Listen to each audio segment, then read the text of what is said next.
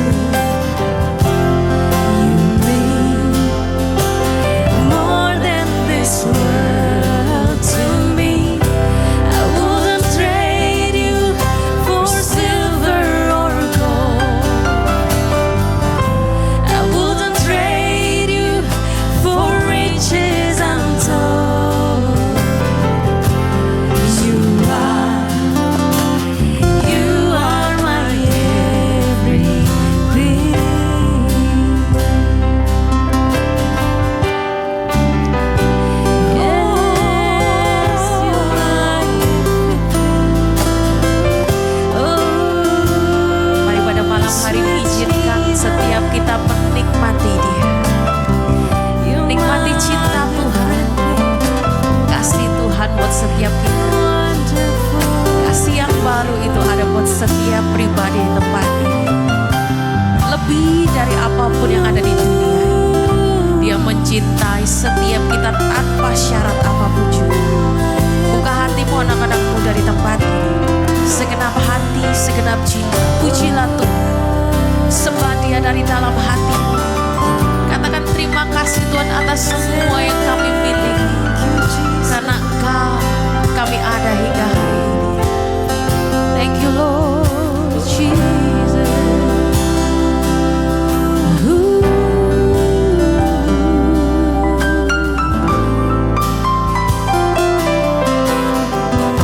Sama-sama kita mau angkat tangan kita dan katakan, I'm coming back to the heart of worship. When it's all about you, it's all about you, Jesus. I'm sorry, Lord, for the things I've made it. When it's all about you, it's all about you, Jesus. I'm coming back to the heart of worship. When it's all about you, it's all about you, Jesus. I'm sorry, Lord, for the things I made it. When it's all about you, it's all about you. Boleh saya dengar suara anak-anak muda saja di tempat ini yang rindu memberikan yang terbaik buat Tuhan. Sambil angkat kedua tanganmu, duduk di hadirat Tuhan. Katakan bersama-sama pujian ini. I'm coming back to you, Lord. Oh, I'm coming back to the heart of worship. When it's all about you, it's all about you. Kawala yang manis.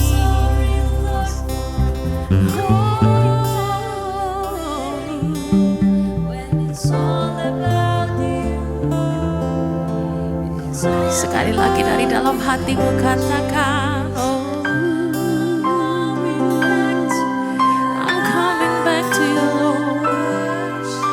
I'm coming back to your presence, Lord. It's all about you. Oh, I'm sorry, Lord. I love you, Lord. It's all about you. It's all about you, Jesus. It's all about you. Come on, sing. It's all about you. It's about Jesus. Yes, it's all about you, Jesus. It's all about you. It's all about you. Come on. Yes, it's all about you. Dari dalam hatimu dengan lembut katakan, it's all about you. It's all about you. Yes, it's all about you, Jesus. It's all about you. It's all about you, Lord. It's all about you. It's all about you, Jesus. Yes, it's all about you. Come on, say with your heart and say, it's all about you. It's all about you. It's all about you. Oh, oh, oh.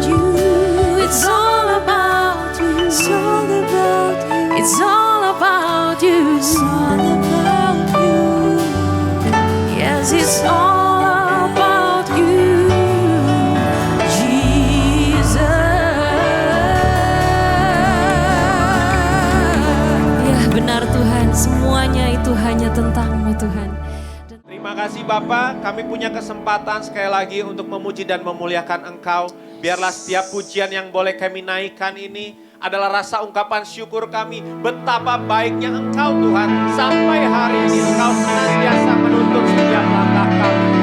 Tuhan, ajar kami hari ini untuk senantiasa duduk diam sebagai semana seorang murid yang mau dididik oleh kebenaran firman-Mu ya Bapa. Sehingga hamba-Mu yang di depan ini adalah hamba yang terbatas. Biarlah melewati iman, mulut bibir hamba menyatakan kebenaran-Mu ya Bapa. Dengan bahasa yang mudah dimengerti oleh setiap jemaat dan umat. Kami berdoa Bapa, bila mana mungkin di antara kami ada yang datang dengan segala masalah persoalan, baik itu sakit penyakit, masalah ekonomi, masalah keluarga ya Bapa. Kami mohon belas kasihan dan kemurahan-Mu. Biarlah firman ini menguatkan, meneguhkan iman kami senantiasa. Sehingga kami bukan menjadi bayi rohani yang sebentar lari ya Bapa. Tapi kami mau terus bertumbuh, terus melakukan firman-Mu, terus melakukan kebenaran firman-Mu Tuhan. Dan kami yakin dan percaya ketika kami melakukan firman-Mu, ada janji yang akan kami tuai di hadapan-Mu ya Bapa. Terima kasih Tuhan, kuasai hati kami, pikiran kami hari ini. Sehingga benih firman Tuhan akan tumbuh berakar di dalam setiap hati dan pikiran kami. Terima kasih Tuhan Yesus, kami siap untuk belajar kebenaran firman-Mu pada hari ini. Di dalam nama Tuhan Yesus Kristus kami berdoa dan bersyukur. Haleluya, amin. Boleh salam kiri kanannya, katakan happy Sunday. Dengan penuh sukacita kita hari ini bisa berkumpul. Silakan duduk Bapak Ibu yang dikasih Tuhan. Shalom. Hari ini saya perkenalkan diri karena pertama kali melayani di Base Singapura. Jadi puji Tuhan, saya berterima kasih para pelayan yang telah melayani, juga para gembala yang memberikan kesempatan. Dan puji Tuhan, hari ini saya flashback sedikit. Jadi minggu lalu kan kita baru merayakan 18 tahun gereja Base ini berdiri. Jadi saudara, saya turut bangga, kenapa? Karena saya ini ibaratnya hasil pemuritan. Ibaratnya 18 tahun lalu gereja Base ini berawal dari Singapura. Ini boleh dibilang dikatakan mendunia Bapak Ibu. Saya adalah salah satu hasilnya. Jadi saya sebelumnya 5 tahun berada di kota China, di Shanghai, di Xiamen, di Guangzhou. Dan ini juga Pak Joni waktu itu dulu, saya waktu itu masih sekolah, dia melayani kami yang sedang sekolah di China ya. Waktu itu malah sampai pernah kehilangan handphone ya Pak ya di MRT. Tapi puji Tuhan hari ini pertama kalinya saya bisa melayani jemaat Tuhan di gereja Base Singapura. Dan sungguh luar biasa kalau hari ini Bapak Ibu boleh merenungkan sedikit prestasi-prestasi yang Tuhan berikan kepada gereja Base. Khususnya dalam menjadi berkat untuk pemuritan.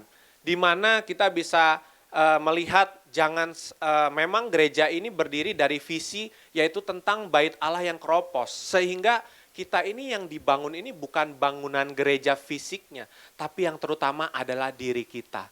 Makanya kita punya tema di bulan ini yaitu membangun pribadi dengan karakter Kristus. Sebab bangunan ini mungkin bisa berganti, bisa nanti mungkin satu hari tidak bisa mendapat kesempatan mungkin bergereja di tempat ini lagi, kita harus pindah. Tetapi yang harus menetap adalah pribadi kita yang dibentuk seturut dengan karakter Kristus. Sehingga hari ini sungguh luar biasa kalau saya sampai tadi malam baru mendapatkan rema tentang apa sih yang harus saya sharingkan tentang tema membangun pribadi berkarakter Kristus. Jadi saya punya subtema yaitu 2 hal proses penting untuk menghasilkan karakter Kristus. Nah, dimulai dari mana? Yaitu sadarilah kita ini Kristen ini punya identitas. Dan juga Kristen ini adalah satu jalan kehidupan. Sehingga kita ini pada akhirnya harus semakin serupa dengan Kristus. Oleh karena itu, saya awali dengan 2 perikop yang saya ambil dari 2 firman Tuhan. 2 perikop ini berbeda tetapi punya judul yang sama, yaitu adalah nasihat dalam menghadapi pengajar yang sesat. Apa maksudnya, apa hubungannya dengan kita pada akhirnya akan menghasilkan karakter Kristus? Yaitu kita buka dulu dalam 2 Timotius 2 ayat 22 sampai 26. Firman Tuhan berkata begini Bapak Ibu, Sebab itu jauhilah nafsu orang muda, kejarlah keadilan, kesetiaan, kasih dan damai bersama-sama dengan mereka yang berseru kepada Tuhan dengan hati yang murni. Hindarilah soal-soal yang dicari-cari yang bodoh dan tidak layak.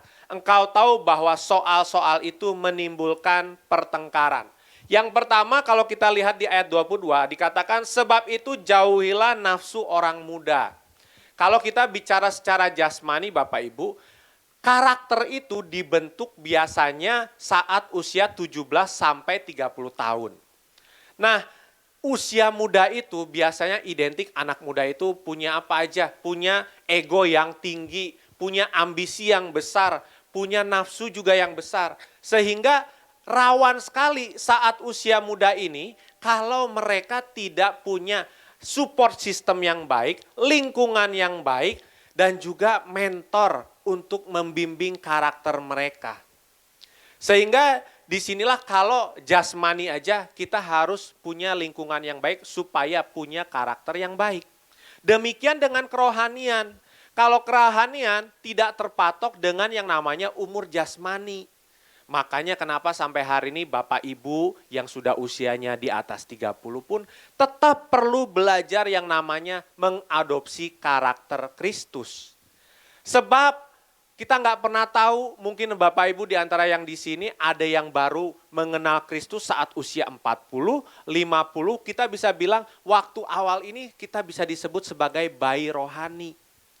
Tetapi nggak hanya berhenti untuk sebatas menjadi bayi rohani. Kita harus naik level, kita harus didewasakan untuk menjadi pribadi yang dewasa dalam kerohanian. Sehingga hari ini meskipun saya mungkin usianya lebih muda, bukan berarti saya pun punya karakter yang dewasa. Tapi juga sama-sama kita akan belajar untuk membangun pribadi kita yang punya karakter Kristus.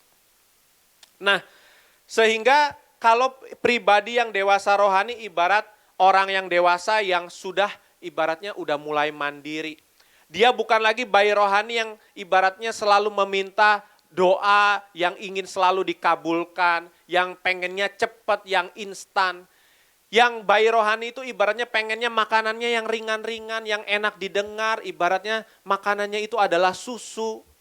Atau juga hari ini kita sudah menjadi pribadi yang dewasa. Sehingga kita nggak gampang silau dengan orang yang bisa membuat mujizat. Orang yang diberkati kita nggak gampang silau.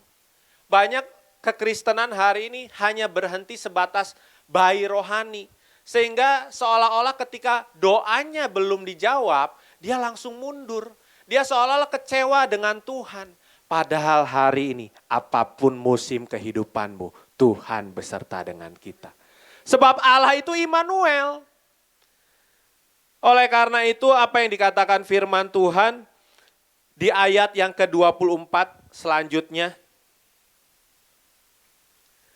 Sedangkan seorang hamba Tuhan tidak boleh bertengkar tetapi harus ramah terhadap semua orang. Ia harus cakap, mengajar, sabar dan dengan lemah lembut menuntun orang yang suka melawan. Hari ini pun kita semua ini punya predikat yang sama. Seorang hamba Bapak Ibu. Kalau boleh ingat Gereja Best itu diawali dulu logonya itu segitiga terbalik. Filosofinya apa? Pemimpin itu di bawah bukan di atas. Beda dengan filosofi dunia segitiga mungkin yang kecil itu kan kerucutnya itu di atas. Tapi kalau kita pernah flashback lihat logo dari pertama kali Gereja Best dibuat, itu menandakan bahwa kita ini semua hamba. Kita ini para pelayan Tuhan, hamba Tuhan ini semua hamba yang harus melayani. Sehingga para hamba Tuhan itu dikatakan apa? Tidak boleh bertengkar. Kita harus senantiasa hidup rukun, hidup damai. Tidak boleh memperbesar masalah, harus mengecilkan masalah, cari solusinya, menjadi pendamai. Lalu dikatakan apa? Ramah. Punya karakter di sini.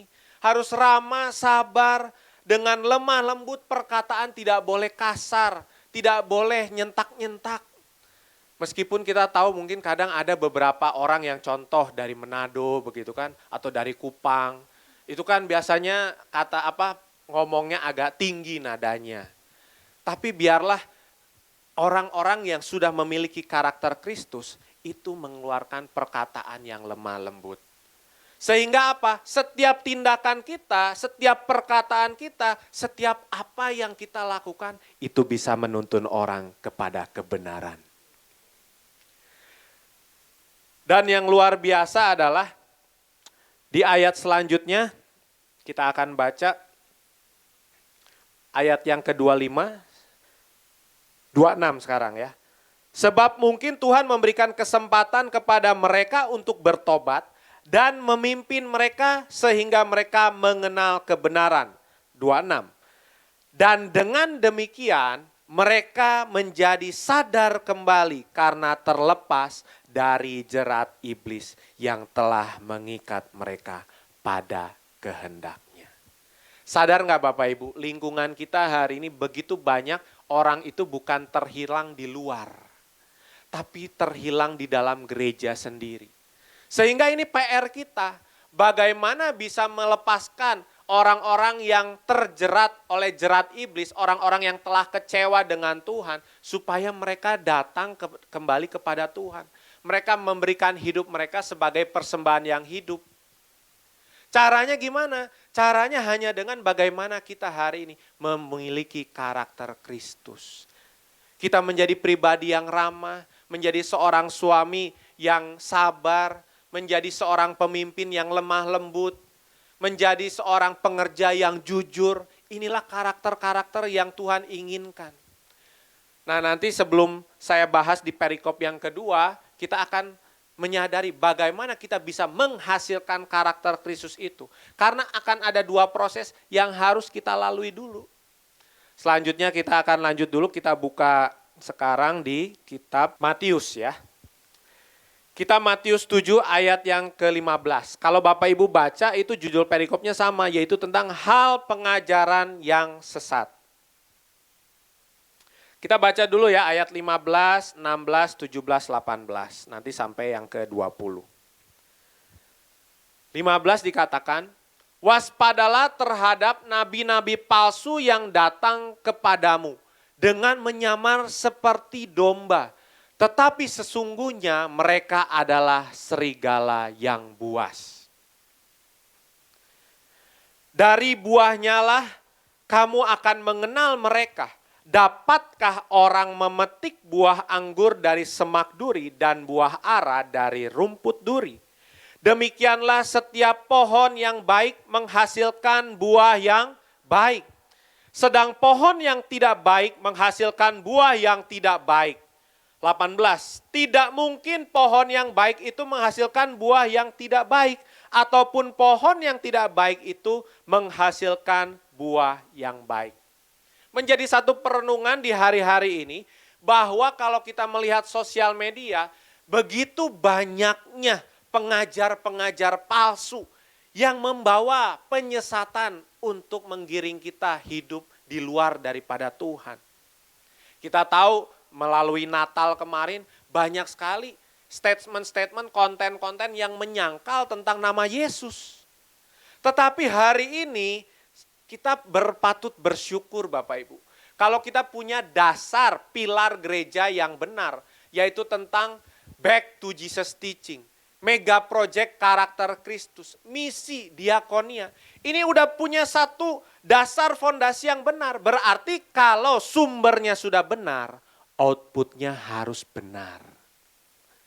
Kalau kita diajar dengan pengajaran dasar yang tidak benar, pasti kita nggak aneh kalau banyak yang tersesat. Tapi hari ini, kalau kita punya sudah gereja ini, gereja base ini sudah punya dasar fondasi yang benar. Kalau hidup kita belum benar, berarti tanda tanya Bapak Ibu. Jangan-jangan ada hal yang kita terima ini nggak benar, sehingga kita akhirnya tersesat. Oleh karena itu, kita harus sebagai jemaat BES, saya berulang kali mengingatkan, gereja BES itu nggak perlu terkenal dengan ibaratnya, oh gerejanya gedungnya paling canggih, mimbarnya paling indah. Tapi biarlah jemaat BES dikenal dengan jemaat yang berkarakter Kristus. Amin. Coba colek kiri kanannya, ayo dong berkarakter Kristus ya. Biar jemaat base tuh di luar tuh diomongin orang tuh, waduh ini jemaat base ya, oh iya saya mengenal orangnya sabar, orangnya ramah, betul? Jangan sampai Bapak Ibu kayak contoh kemarin ya Bapak Ibu, saya kan pergi dari Jakarta ke Batam, kebetulan saya check in bagasi. Nah singkat cerita, waktu saya check in bagasi awalnya, oh ya saya masukin, abis itu saya mau bayar karena ada kelebihan bagasi gitu. Tapi singkat cerita lagi, ternyata nggak jadi. Mungkin barangnya tadinya saya mau ambil, saya nggak jadi bayar. Langsung seolah-olah yang petugas maskapai itu jadi ketus gitu. Ketus marah-marah, terus dia bilang, wah kayaknya ini nggak bisa di cancel, harus tetap bayar. Loh saya bingung, saya belum bayar, barangnya masih di sini, kok udah tetap dipaksa bayar gitu kan. Saya tadinya juga mau marah gitu. Tapi ya di situ Tuhan ingatkan sabar, tetap ramah ya. Jadi saya seolah-olah di sini memikirkan, kok ini dia yang melayani customer, harusnya kan dia yang ramah sama saya. Kok ini jadi kebalik, saya yang customer yang ramah sama yang petugas gitu ya. Memang dunia ini Bapak Ibu sudah kebalik-balik. Tapi biarlah makanya kenapa kita teringat bahwa kita diingatkan punya mega project sabar, ramah. Oleh karena itu yang kesempatan untuk saya terapkan. Bukan saya melihat statusnya, oh dia petugas, oh saya customer. Customer harusnya lebih di atas petugas, harusnya dia melayani saya. Tapi disinilah kesempatan kita untuk menunjukkan karakter Kristus. Sehingga disitulah sekali lagi dikatakan dari buahnya, gak mungkin pohon yang baik menghasilkan buah yang tidak baik. Pohon yang baik pasti juga menghasilkan buah yang baik. Demikian dikatakan lanjut ke ayat 19 dan 20. Dan setiap pohon yang tidak menghasilkan buah yang baik pasti ditebang dan dibuang ke dalam api. Jadi dari buahnya lah kamu akan mengenal mereka. Kita harus menghasilkan, kenapa kita hari ini jemaat Tuhan itu harus menghasilkan karakter Kristus dalam pribadi kita. Jika tidak, kita ibarat menjadi orang Kristen yang gak layak untuk Tuhan. Ibarat tadi ranting, pohon yang hanya ranting tidak menghasilkan buah, pada akhirnya ditebang dan dibuang ke dalam api. Sehingga biarlah hari ini sadarilah tugas kita, goal kita hari ini menjadi pribadi yang berkarakter Kristus. Bagaimana caranya? Yaitu sebelumnya kita lanjut dulu ke ayat 21 sampai 22. Dikatakan bukan setiap orang yang berseru kepadaku Tuhan, Tuhan akan masuk ke dalam kerajaan sorga. Melainkan dia yang melakukan kehendak Bapakku yang di sorga.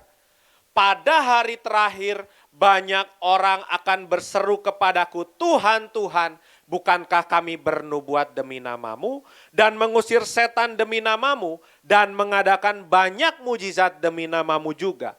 Pada waktu itulah aku akan berterus terang kepada mereka dan berkata, aku tidak pernah mengenal kamu. Enyalah daripadaku kamu sekalian pembuat kejahatan. Jadi hari ini jika kita hanya mengagungkan Tuhan dengan mulut kita, dengan kita bernubuat, mungkin kita melakukan mujizat, Tuhan bukan mengukur kita dengan hal-hal seperti itu. Terlebih mungkin seolah-olah kita merasa, oh saya sudah menjadi pribadi Kristen sudah lebih lama dari kamu. Sudah beribadah menjadi seorang Kristen sudah lebih lama. Bukan jam ibadahnya, bukan jam puasanya dikatakan. Percuma semuanya kalau kita hanya menjalankan satu liturgi agamawi, kita nggak lebih dari ahli-ahli Taurat. Kita nggak lebih dari orang-orang Farisi. Maka dari itu, hari ini siapa yang hari ini sudah memiliki iman, hendaklah kita melanjutkan kepada tahap berikutnya. Untuk kita bisa menghasilkan dari iman ini karakter Kristus. Sebab yang Tuhan kehendaki, bukan persembahan yang harum itu, bukan ibaratnya apa yang bisa kita berikan, materi berapa banyak. Bukan itu lagi. Tapi dalam kitab Roma kita buka dalam Roma 12 ayat 1 dan yang kedua. Firman Tuhan berkata begini, persembahan yang benar. Ayat yang pertama, karena itu saudara-saudara, demi kemurahan Allah, aku menasehatkan kamu supaya kamu mempersembahkan tubuhmu sebagai persembahan yang hidup, yang kudus, dan yang berkenan kepada Allah. Itu adalah ibadahmu yang sejati. Pada akhirnya yang Tuhan inginkan itu adalah hidup kita. Hidup yang mau hidup kudus dan berkenan di hadapan Tuhan. Itulah ibadah kita yang sejati. Tapi bukan berarti hari ini kita meninggalkan juga ibadah agamawi kita. Justru lewat ibadah agamawi kita ini juga kita mau hidup lebih lagi untuk mengenal pribadi daripada Kristus. Dan kita lanjut dulu di ayat yang kedua tadi. Janganlah kamu menjadi serupa dengan dunia ini, tetapi berubahlah oleh pembaharuan budimu sehingga kamu dapat membedakan manakah kehendak Allah, apa yang baik, yang berkenan kepada Allah, dan yang sempurna. Nah, jadi pokok pembahasan saya ada di ayat yang kedua ini. Untuk kita bisa menghasilkan karakter Kristus, kita harus melewati 2 tahap proses. Sehingga kita akan menghasilkan karakter Kristus.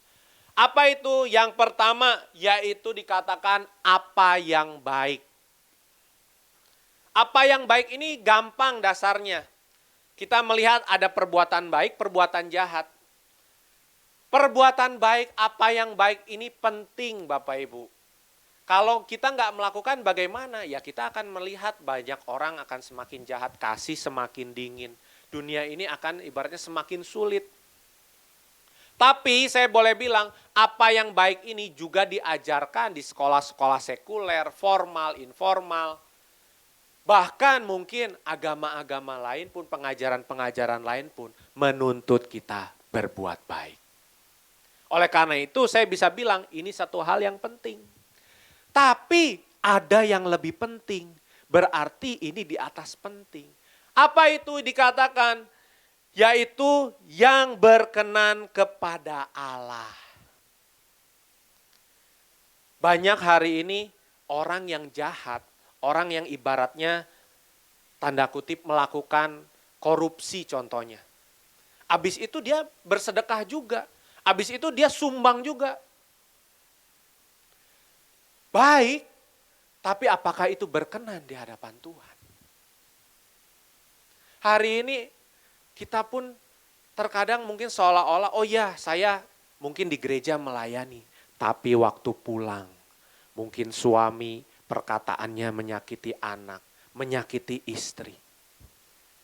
Yang kita sebagai anak, mungkin hari ini kita diberikan kepercayaan melayani. Waktu pulang ke rumah, gak hormat sama orang tua. Apakah itu berkenan di hadapan Tuhan?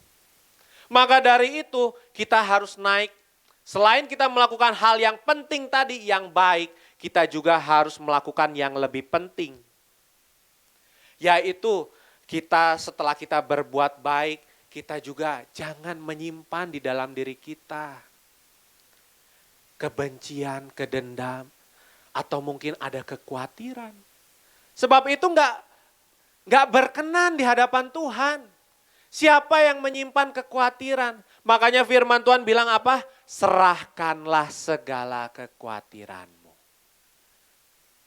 Tuhan menginginkan supaya kita berkenan, kita menanggalkan kekhawatiran kita. Lalu dikatakan barang siapa jika mana kita hari ini tidak mengampuni orang lain, Tuhan pun tidak mengampuni kita. Oleh karena itu penting adalah tahap yang pertama. Lebih penting untuk kita juga hidup berkenan di hadapan Tuhan. Seringkali Bapak Ibu, kalau kita nih gesekan sama orang, cara gampangnya, kalau ibaratnya pengen cari cara cepat, udah deh, gua sama dia berteman aja deh. Tapi kalau urusan ini, sorry, gua gak mau terlibat lagi. Ya yang penting baik aja sama dia. Tapi tindakan kita masih seolah-olah setiap hari itu nggak bisa mengampuni. Tiap ketemu masih buang muka, nggak senyum. Kita teringat tentang dia, ke-trigger, aduh langsung keinget, waduh perbuatan jahatnya, perbuatan yang menyakiti hati kita, betul nggak? Tapi kita lupa perbuatan-perbuatan baik yang pernah dia lakukan, langsung lupa rasanya. Saya boleh ambil ilustrasi, ibaratnya contoh Bapak Ibu. Kalau ini anggap kertas putih ya, atau ini tangan saya putih lah, kertas putih ini. Lalu ini ada titik hitam. Terkadang kita hanya fokus di titik hitam ini. Ini adalah satu gambaran kehidupan kita, misalkan bersama dengan orang lain. Satu titik aja kejahatan atau hal yang dia melukai hati kita, seolah-olah kita hanya fokusnya ingatnya hal yang buruknya. Tapi kita lupa betapa baiknya dia sama kita, betapa hal-hal perbuatan baik yang telah banyak dia lakukan untuk kita. Kita seringkali lupa. Maka dari itu, pentingnya kita untuk melakukan yang berkenan di hadapan Tuhan. Dan yang terakhir dikatakan, yaitu yang sempurna. Nah ini yang luar biasa. Saya tadi baru dapat jawabannya ketika saya perjalanan dari Batam menuju Singapura. Tuhan berikan satu rema yang luar biasa. Kita tahu yang namanya manusia itu nggak bisa yang namanya sempurna. Pasti semuanya ada kekurangan, ada kelebihan. Tapi yang luar biasa adalah yang sempurna ini bisa dihasilkan. Caranya gimana? Ketika kita melakukan hal yang penting dan lebih penting tadi. Kita akan menghasilkan yang sempurna ini.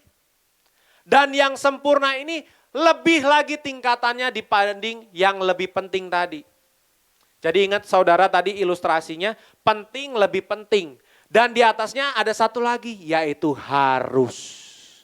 Jadi ketika kita melakukan yang penting dan lebih penting, yang harus ini harusnya keluar, yaitu hasilnya.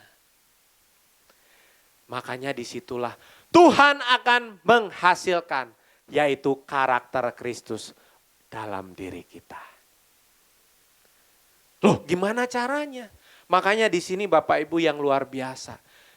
Kalau kita hari ini menjadi pribadi yang sabar, kalau kita hari ini mau menjadi pribadi yang murah hati, mau menjadi pribadi yang rajin, itu caranya bukan dengan kita mengandalkan kekuatan kita sendiri.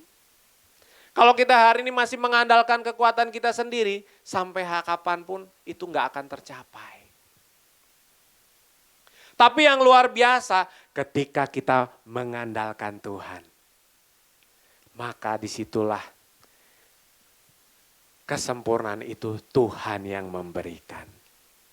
Jadi di sini Bapak Ibu yang luar biasa, cobalah renungkan, hari ini siapa sih di dunia ini yang sanggup untuk mengampuni?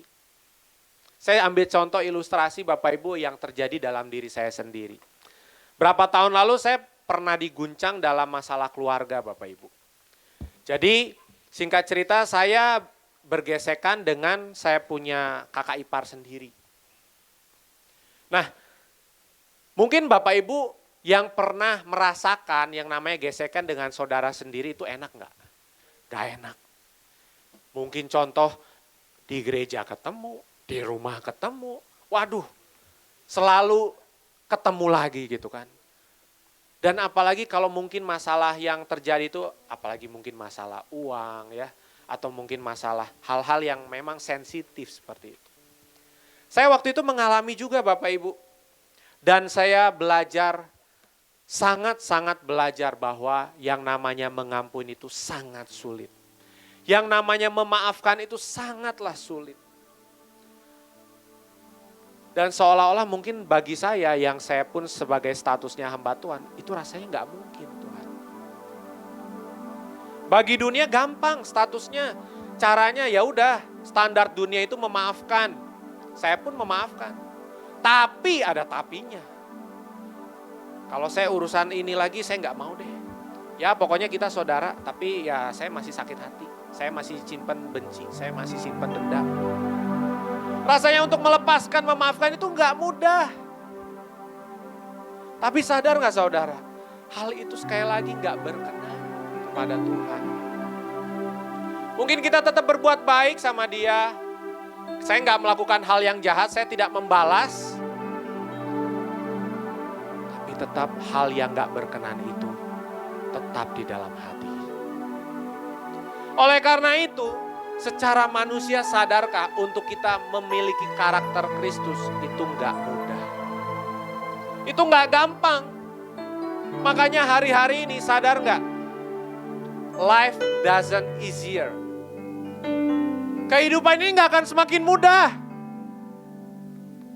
Dunia ini semakin jahat. Maka dari itu hari ini Tuhan itu bukan memberikan kita jalan yang semakin mudah. Oleh karena itu hari ini berdoalah untuk kita meminta kekuatan lebih. Sehingga kita mampu melewati hidup ini yang semakin sulit. Dan kita terlebih yakin bahwa hidup kita bisa semakin baik. Siapa yang hari ini rindu mengampuni, kita akan sama-sama berdoa. Untuk kita mau mengampuni dia. Untuk kita melepaskan kebencian yang ada di dalam hati kita. Dan semua itu kita bisa lakukan. Kita mampu bukan karena kekuatan kita. Tapi karena Tuhan yang beserta dengan kita. Sehingga kita bisa melakukan dua hal penting ini. Hal apa yang baik, kita senantiasa melakukan perbuatan baik. Hal yang berkenan, seringkali kehidupan ini membuat kita kecewa. Hidup ini juga kadang membuat kita khawatir. Tapi firman Tuhan mengingatkan senantiasa, serahkanlah segala kekhawatiran. Ampuni musuhmu, berdoalah untuk mereka. Dan disitulah hasil, yaitu karakter Kristus Tuhan akan berikan dalam hidup kita. Amin. Mari kita bersatu di dalam doa. Terima kasih Tuhan atas kebenaran firman-Mu yang hari ini telah diperdengarkan ya Bapa. Ajar kami hari ini senantiasa untuk memiliki karakter Kristus, untuk menghasilkan karakter Kristus ya Bapa. Dan kami mau senantiasa melakukan hidup di dalam dua proses penting yang hari ini akan kami lakukan Tuhan. Firman-Mu telah selesai disampaikan, Tuhan berikanlah hikmat untuk kami lebih lagi mengerti akan isi hati-Mu. Sehingga firman ini akan mengubahkan hidup kami, meneguhkan hidup kami, memberikan kami kekuatan lebih. Sehingga kami siap menghadapi hari-hari ini dunia yang semakin tidak baik. Tapi kami yakin dan percaya hidup pribadi kami akan jauh lebih baik bersama dengan Tuhan. Terima kasih Tuhan Yesus, inilah setiap doa ungkapan syukur kami serahkan semuanya dalam tangan-Mu. Di dalam nama Tuhan Yesus Kristus. Mari jemaat Tuhan, kau dekapkan tanganmu di dada, karena menerima berkat adalah hal yang mudah, namun menjaga hati adalah hal yang sulit. Namun firman Tuhan berkata, jagalah hatimu dengan segala kewaspadaan, kan dari sanalah terpancar kehidupan. Jaga hatimu, karena Yesus ada di dalam hatimu. Jemaat yang dikasihi Tuhan, jadilah berkat dan terima berkat rahmat anugerah dari Allah Bapa di sorga, dalam putra tunggalnya Yesus Kristus, yang telah mati bagi dosa kita dan bangkit pada hari ketiga. Sehingga kita menyembah Tuhan Allah yang hidup. Dan iman kita bukan pada Tuhan yang mati. Dia naik ke sorga untuk menyediakan rumah bagi kita. Sehingga kita punya pengharapan yang pasti. Dia akan datang kembali untuk kedua kalinya, menjemput kerajaan umatnya yang berjaga-jaga, kudus, dewasa, dan bijaksana, serta menghakimi dunia. Dan dalam persekutuan Roh-Nya yang kudus, yang membuat hati kita berkobar-kobar dan roh kita menyala-nyala dalam kasih semula.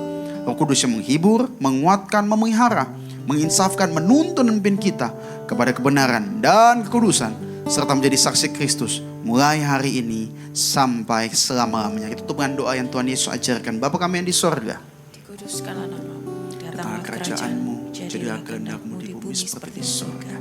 Berikanlah kami pada hari ini makan kami yang secukupnya, dan ampunilah kami akan kesalahan kami, seperti kami juga mengampuni orang yang bersalah pada kami. Dan jangan membawa kami dalam pencobaan, tapi lepaskanlah kami daripada yang jahat. Karena Engkau yang punya kerajaan dan kuasa dan kemuliaan sampai selama-lamanya. Amin.